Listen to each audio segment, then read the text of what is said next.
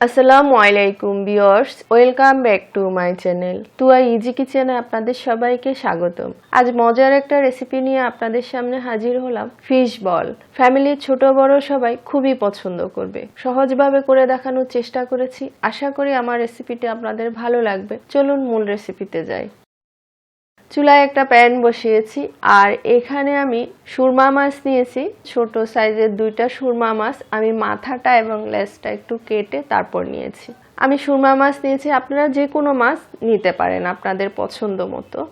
মাছগুলো আমি এখন দিয়ে দিলাম পাতিলে আর বেশ কিছু পানি দিয়ে দিচ্ছি, যেন মাছটা ডুবে থাকে এরকম করে পানি দিতে হবে।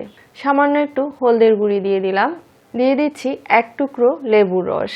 পুরোটা আমি চিপে ভালো করে রসটা দিয়ে দিচ্ছি। লেবুর রসে মাছের গন্ধটা কমাবে। চামড়াটাও দিয়ে দিলাম। এখন আমি মিডিয়াম আঁচে 8 থেকে 10 মিনিট এটা ভালো করে সিদ্ধ করব। ঢেকে দিলাম। ফিরে আসলাম 10 মিনিট পর। এর মাঝেও আমি একবার নেড়ে চেড়ে দিয়েছিলাম আর এখন আমি মাছগুলো উঠিয়ে নিচ্ছি। মাছগুলো আমি হালকা ঠান্ডা করে নিয়েছি। উপরের চামড়াটা আমি এভাবে করে ফেলে দিচ্ছি। উপরের চামড়াটা ফেলে মাছের আমি কাঁটাটা ভালো করে ছাড়িয়ে নিচ্ছি। এখনো হালকা গরম আছে, দেখতে পাচ্ছেন। তো আমি সবগুলো মাছ ভালো করে কাঁটা ছাড়িয়ে নিয়েছি, দেখতে পাচ্ছেন। ভালো করে এগুলো বেছে নিতে হবে যেন একটা কাঁটাও না থাকে। সুরমা মাছের কাঁটা খুবই কম থাকে, তবে আপনারা পছন্দ মতো যে কোনো মাছ দিয়েই করতে পারেন সেম প্রসেসিংয়ে। তো আমি সবগুলো কাঁটা বেছে নিয়েছি, দেখতে পাচ্ছেন। তো এটা আমি এখন এক সাইডে রেখে দিচ্ছি। চুলায় একটা প্যান বসিয়েছি আর প্যানে হাফ টেবিল চামচের মতো সয়াবিন তেল দিয়ে দিলাম।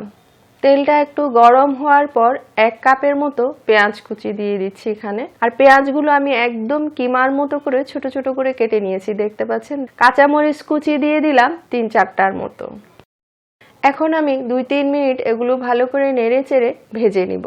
লাল করব না, জাস্ট একটু ভাজা ভাজা করে নিব, যাতে পেঁয়াজের কাঁচা গন্ধটা কমে যায় এবং পেঁয়াজের পানিটা টেনে যায়। তো দেখতে পাচ্ছেন পেঁয়াজটা একটু ভাজা ভাজা হয়ে এসছে।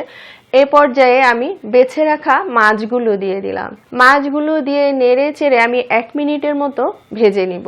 এভাবে যদি একটু ভেজে নেন তাহলে ফিশ বলের টেস্টটা খুব ভালো আসবে। মাছে আর কোনো গন্ধ থাকবে না, দেখতে পাচ্ছেন। তো ভাজা হয়ে গেছে, এখন আমি এটা উঠিয়ে নিয়েছি। তা এখন আমি এটা একটা বাটিতে ঢেলে নিয়েছি আর একটু হালকা ঠান্ডা করার জন্য এভাবে ছড়িয়ে দিয়েছি। আর এখানে আমি একটা মাঝারি সাইজের আলুকে সিদ্ধ করে ভালো করে ম্যাশ করে নিয়েছি, দেখতে পাচ্ছেন।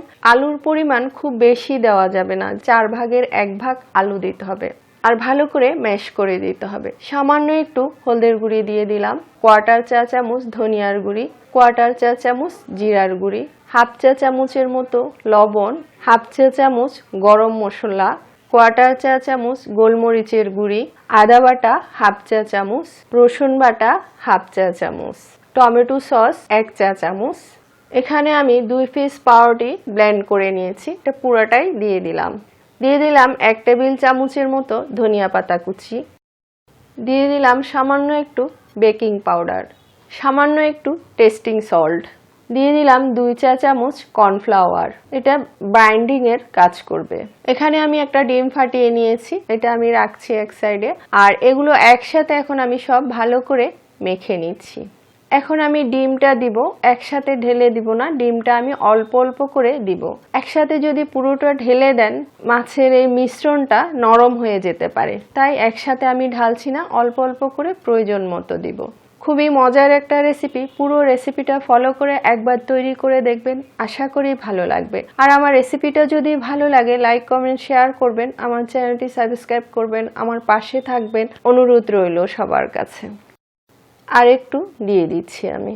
তো এটা ভালো করে এভাবে মেখে নিতে হবে, মশলাটা যেন ভালো করে মিক্স হয়। তো আমি বেশ ভালো করে মেখে নিয়েছি আর হাতটা ধুয়ে এখন আমি ফিশ বলগুলো তৈরি করছি। আমি ছোট ছোট করে তৈরি করছি, আপনারা আপনাদের পছন্দ মতো আকার দিয়ে এটা তৈরি করতে পারেন। চেষ্টা করবেন একেবারে গোল করে তৈরি করতে, যেন সাইডে কোনো ফাটা না থাকে, তাহলে হয়তো ভাজতে গেলে ভেঙে যেতে পারে, দেখতে পাচ্ছেন। তো আমি এইভাবে সবগুলো বানিয়ে নিয়েছি। আর এখানে যে একটু ডিম রয়ে গেছিল, এটাতে আমি সামান্য একটু পানি দিয়ে দিলাম, দিয়ে দিচ্ছি 2 চা চামচ কর্নফ্লাওয়ার। এখন ভালো করে এটা মিক্স করে নিচ্ছি। আর এখানে নিয়েছি কিছু ব্রেড ক্রাম্বস। আর এখন আমি ডিমের মিশ্রণটাতে এটা ডুবাচ্ছি, এভাবে ডুবাই ব্রেড ক্রাম্বসে এটা মুড়িয়ে নিচ্ছি, দেখতে পাচ্ছেন। তো এইভাবে আমি সবগুলো মুড়িয়ে নিব। এইভাবে আমি সবগুলো মুড়িয়ে নিয়েছি, দেখতে পাচ্ছেন, রেডি করে নিয়েছি। এখন এই অবস্থায় আপনারা চাইলে এটা ডিপ ফ্রিজে সংরক্ষণ করতে পারেন 2 থেকে 3 মাস।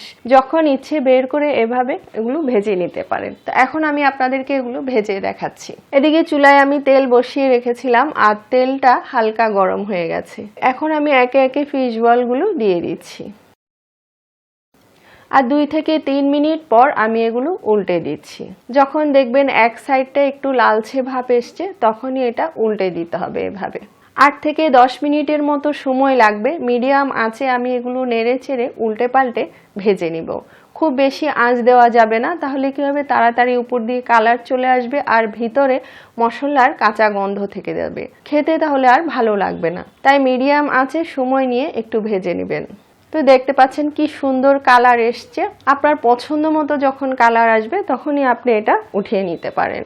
তো হয়ে গেছে আমার, এটার খুব সুন্দর কালার এসছে। এখন আমি এগুলো উঠিয়ে নিচ্ছি আর বাকিগুলো আমি এভাবে ভেজে নিব এবং আপনাদেরকে পরিবেশন করে দেখাচ্ছি। দেখতে পাচ্ছেন কি সুন্দর হয়েছে, দেখতে কি সুন্দর লাগছে। বাচ্চাদেরকে এভাবে তৈরি করে টিফিনে দিতে পারেন, বাচ্চারা খুবই পছন্দ করবে। খুবই মজার একটা রেসিপি। পুরো রেসিপিটা ফলো করে একবার তৈরি করে দেখবেন, আশা করি ভালো লাগবে।